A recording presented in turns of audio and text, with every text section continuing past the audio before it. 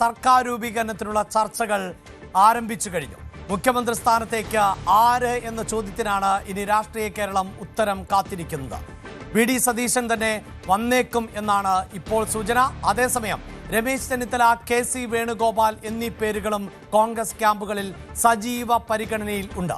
തെരഞ്ഞെടുപ്പിൽ തകർന്ന് അടിഞ്ഞതിന്റെ ഞെട്ടലിൽ ആണ് ഇപ്പോഴും ഇടതുപക്ഷം. തോൽവി ഉണ്ടായാൽ പോലും ഇത്രയും കനത്ത തിരിച്ചടി പ്രതീക്ഷിച്ചിരുന്നില്ല ഇടത് കേന്ദ്രങ്ങൾ എന്നാണ് അറിയാൻ സാധിക്കുന്നത്. പ്രത്യേകിച്ച് പയ്യന്നൂരും തളിപ്പറമ്പിലും അടക്കം തോറ്റതിന്റെ ആഘാതം ചെറുതല്ല. പാർട്ടി കോട്ടകളിൽ ആണ് വലിയ തോതിൽ വിള്ളൽ വീഴ്ത്താൻ രാഷ്ട്രീയ എതിരാളികൾക്ക് സാധിച്ചത്. കേഡർ പാർട്ടി സംവിധാനമുള്ള CPIMന്റെ അടിത്തട്ടിൽ നിന്നുള്ള വോട്ടു ചോർച്ച അവരെ വല്ലാതെ ആശയക്കുഴപ്പത്തിലാക്കുന്നുണ്ട് എന്നതിലും തർക്കമില്ല. LDFിലെ 7 ഘടകകക്ഷികൾക്ക് ഒരു സീറ്റ് പോലും നേടാൻ സാധിച്ചില്ല എന്നത് മുന്നണി സംവിധാനത്തിന്റെ ഭാവി അനിശ്ചിതത്വത്തിലാക്കുന്നു എന്നതുകൂടിയാണ് ഇപ്പോഴത്തെ രാഷ്ട്രീയ പശ്ചാത്തലം. പ്രതിപക്ഷ നേതാവ് ആരാകും എന്നതിനെക്കുറിച്ചും ചർച്ചകൾ സജീവമാണ്. ഞങ്ങൾ ഇന്ന് ന്യൂസ് ടെൻസ് വിശദമായി പരിശോധിക്കാൻ പോകുന്നത് ഈ നിയമസഭാ തെരഞ്ഞെടുപ്പിന് ശേഷം കേരളത്തിന്റെ രാഷ്ട്രീയ പശ്ചാത്തലം എന്ത്, വിവിധ മുന്നണികളിൽ ഉണ്ടായിട്ടുള്ള മാറ്റങ്ങൾ എന്തൊക്കെ, എങ്ങനെയാണ് കേരളത്തിലെ വോട്ടർമാർ ചിന്തിച്ചത്, പ്രത്യേകിച്ച് 8 മണ്ഡലങ്ങളിൽ 50,000-ന് മുകളിലേക്ക് ആണ് ഭൂരിപക്ഷം വിജയിച്ചവരുടേത് എന്നതാണ് എടുത്തു പറയേണ്ടത്. ന്യൂസ് ടെൻസ് നേരത്തെ തന്നെ പ്രേക്ഷകരുമായി ചില വിവരങ്ങൾ പങ്കുവച്ചിരുന്നു. ഒരുപക്ഷെ ഈ തെരഞ്ഞെടുപ്പിൽ UDF എക്സിറ്റ് പോൾ പ്രവചനങ്ങളെ മറികടക്കുന്ന പ്രകടനം കാഴ്ചവെക്കുന്നുവെങ്കിൽ അത് തീർച്ചയായും കേരളത്തിൽ ജാതി മത വോട്ടുകൾ വീണ്ടും സജീവമാകുന്നു.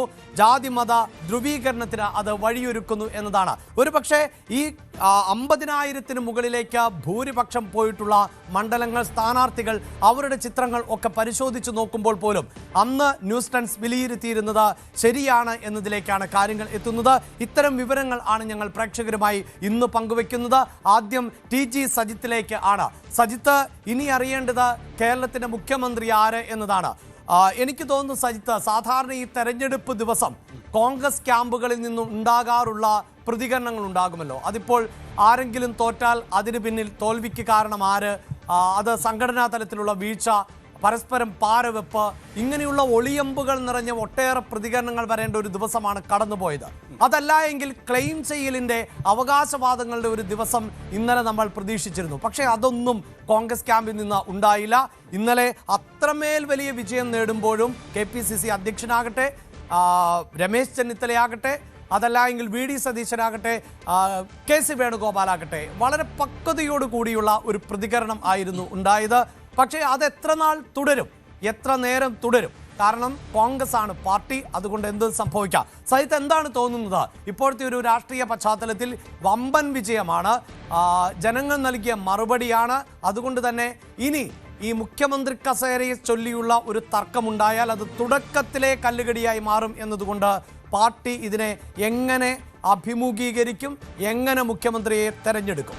അഭിലാഷ്, 2-3 ഘടകങ്ങൾ നമുക്ക് പ്രധാനമായി ഊന്നി പറയാം. ഒന്ന്, കഴിഞ്ഞ കാലങ്ങളിലെ പാർട്ടിയല്ല, കോൺഗ്രസ് പാർട്ടിയല്ല ഇപ്പോൾ കേരളത്തിലുള്ളത് എന്നൊരു പ്രധാനപ്പെട്ട കാര്യമുണ്ട്. കാരണം കഴിഞ്ഞ 5 വർഷത്തെ അവരുടെ അനുഭവം, 10 വർഷമായ അധികാരത്തിൽ ഇല്ലാതിരുന്നിട്ട് തിരിച്ചു വന്ന അവരുടെ ശൈലി, അത് കോൺഗ്രസിൽ വരുത്തിയ ഒരു പരിവർത്തനമുണ്ട്. ആ പരിവർത്തനത്തിൻ്റെ തുടർച്ച സ്വാഭാവികമായും ഉണ്ടാവാം. കോൺഗ്രസിൻ്റെ പതിവ് ഗ്രൂപ്പ് സമവാക്യങ്ങളോ സംവിധാനങ്ങളോ ഇല്ല. നേതാക്കൾക്കപ്പുറം ഈ സംവിധാനം നിലനിൽക്കണമെന്ന് ആഗ്രഹിക്കുന്ന അണികളും സംവിധാനമുള്ള ഒരു സംവിധാനം രൂപപ്പെടുത്തിയെടുക്കാൻ കോൺഗ്രസിന് അറിഞ്ഞോ അറിയാതെയോ കഴിഞ്ഞു. ഇതൊക്കെയാണ് തിരിച്ചുവരവിൻ്റെ കാരണമായത്. അപ്പോൾ ഒരു മുഖ്യമന്ത്രി തീരുമാനത്തിലും ഇതിൻ്റെ പ്രതിഫലനം സ്വാഭാവികമായും ഉണ്ടാവും. അപ്പോൾ ആ വികാരം അറിയാതെ അഭിപ്രായം പറയാൻ ഒരുപക്ഷെ നേതാക്കൾക്ക് തയ്യാറായേക്കില്ല. നമുക്ക് കണ്ടതാണ്, ചില ഫ്ലെക്സ് ആവശ്യങ്ങളും ഫ്ലെക്സ് യുദ്ധങ്ങളും ഒക്കെ കണ്ടതാണ്.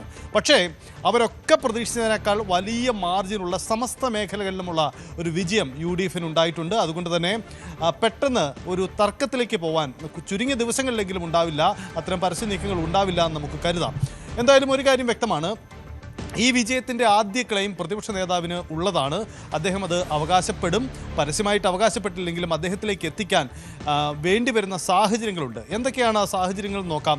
ഒന്ന്, MLA-മാർ എടുക്കാൻ സാധ്യതയുള്ള പൊതു നിലപാടാണ്. MLA-മാർ ആർക്ക് പിന്തുണ നൽകുമെന്നതാണ്. കോൺഗ്രസിൽ ഒരുപക്ഷെ പ്രതീക്ഷിച്ചതിലും കൂടുതൽ MLA-മാർ വിജയിച്ചു വന്ന സാഹചര്യമുണ്ട്. അതുകൊണ്ട് MLA-മാർ ഒരുപക്ഷെ ഇനി കെ.സി. വേണുഗോപാലിന് കൂടുതൽ പ്രതീക്ഷ നൽകുന്നവരുണ്ടെങ്കിൽ കൂടിയും വി.ഡി. സതീശനോടും മമത കാട്ടാതിരിക്കാൻ അവർക്കാവില്ല എന്ന സാഹചര്യമുണ്ട്. മറ്റൊന്ന്, ഘടകകക്ഷികളുടെ നിലപാടാണ്. നോക്കൂ, RSP അടക്കം നിയമസഭയിൽ ഒരു പ്രാതിനിധ്യമില്ലാത്ത ഘടകകക്ഷികൾ പോലും ഇത്തവണയുണ്ട്. അവർക്ക് 3 സീറ്റുണ്ട്. ഇവരുടെ എല്ലാവരുടെയും മമത സ്വാഭാവികമായും പ്രതിപക്ഷ നേതാവിനോടായിരിക്കാനുള്ള സാധ്യത വലുതാണ്. ലീഗ് തന്നെ ഇപ്പോൾ അവർക്ക് VD സതീശോടാണ് കൂടുതൽ താല്പര്യമെന്ന ഒരു കാര്യം അവർ പങ്കുവെച്ചു എന്നാണ് മനസ്സിലാക്കുന്നത്. ഒപ്പം തന്നെ RSP ഉണ്ട്, കേരള കോൺഗ്രസ് ഉണ്ട്. അപ്പോൾ ഇത്തരം ആളുകളെയൊക്കെ ചേർത്ത് മുന്നണി സംവിധാനം കൊണ്ടുപോയ മുന്നണിയുടെ ചെയർമാൻ കൂടിയായിരുന്ന പ്രതിപക്ഷ നേതാവ് VD സതീശനോട് സ്വാഭാവികമായ ഒരു മമതയ്ക്ക് കൂടുതൽ സാധ്യതയുണ്ട്. അവർക്ക് പാർട്ടി എന്നതിനപ്പുറം മുന്നണിയാണല്ലോ പ്രധാനം. അപ്പോൾ സതീശന് സ്വാഭാവികമായ ഒരു ഇക്കാര്യത്തിൽ ഉയർന്നു വരാനുള്ള സാധ്യതയുണ്ട്. അല്പസമയം മുമ്പ് KC വേണുഗോപാലിൻ്റെ പ്രതികരണം ഇത് സംബന്ധിച്ച് രാവിലെ വന്നിട്ടുണ്ട്. അദ്ദേഹം പറഞ്ഞ ഒരു കാര്യം ഇതാണ്: ഫ്ലെക്സ് വെച്ചതിൻ്റെ പേരിൽ ഏതെങ്കിലും ഒരു നേതാവിനെ തെരഞ്ഞെടുക്കില്ല. ഞാൻ അടക്കമുള്ളവരുടെ കാര്യവും അങ്ങനെ തന്നെയാണ്. KC വേണുഗോപാൽ ഇക്കാര്യത്തിൽ അദ്ദേഹത്തിൻ്റെ ക്ലെയിം ഇല്ല, ഞാൻ ഈ ചിത്രത്തിലില്ല എന്ന പ്രസ്താവന നടത്താൻ അദ്ദേഹം തയ്യാറായിട്ടില്ല എന്നത് ഇതിൽ രസകരമായ ഒരു കാര്യം കൂടിയാണ്. കാരണം എൻ്റെ കാര്യം ഞാൻ മത്സരിച്ചിട്ടില്ലല്ലോ, ഞാൻ സ്വാഭാവികമായും ചിത്രത്തിലില്ലല്ലോ, എൻ്റെ കാര്യം ഈ ചർച്ചയിൽ ഉയർന്നു വരേണ്ടതില്ലല്ലോ എന്ന് വേണമെങ്കിൽ അദ്ദേഹത്തിന് പറയാമായിരുന്നു. പക്ഷേ അദ്ദേഹം അത് പറയുന്നില്ല. എൻ്റെ അടക്കം ഫ്ലെക്സ് വെച്ചത് എന്നത് മുഖ്യമന്ത്രിയെ തെരഞ്ഞെടുക്കാനുള്ള മാനദണ്ഡമല്ല എന്ന് അദ്ദേഹം പറയുന്നു. ഒപ്പം കോൺഗ്രസിന് വ്യവസ്ഥാപിതമായ രീതിയുണ്ട്. മുൻകാലങ്ങളിലൊക്കെ തെരഞ്ഞെടുത്ത രീതികളൊക്കെയാണ് അദ്ദേഹം ചൂണ്ടി പറയുന്നത്. ആ നടപടിക്രമങ്ങളിലേക്ക് കടക്കുന്നു എന്ന് അദ്ദേഹം പറയുന്നുണ്ട്. എന്തായാലും ഒരു കാര്യം വ്യക്തമാണ്: ആദ്യ ക്ലെയിം VD സതീശനുള്ളതാണ്. അതിനുശേഷം ഒരുപക്ഷെ കൂടുതൽ ആളുകൾ പരസ്യ നീക്കവുമായി വന്നാൽ ഇതിൽ തുടർ നീക്കങ്ങൾ ഉണ്ടാവാം. അതല്ലെങ്കിൽ ഒരുപക്ഷെ കൂടുതൽ സാധ്യത കാണാൻ കഴിയുന്ന ഒരു കാര്യം ഒരു ടേം വ്യവസ്ഥ കൊണ്ടുവരാനുള്ള സാധ്യത. കൂടുതൽ വാർത്തകൾക്ക് News 18 Keralam YouTube channel subscribe ചെയ്യുക.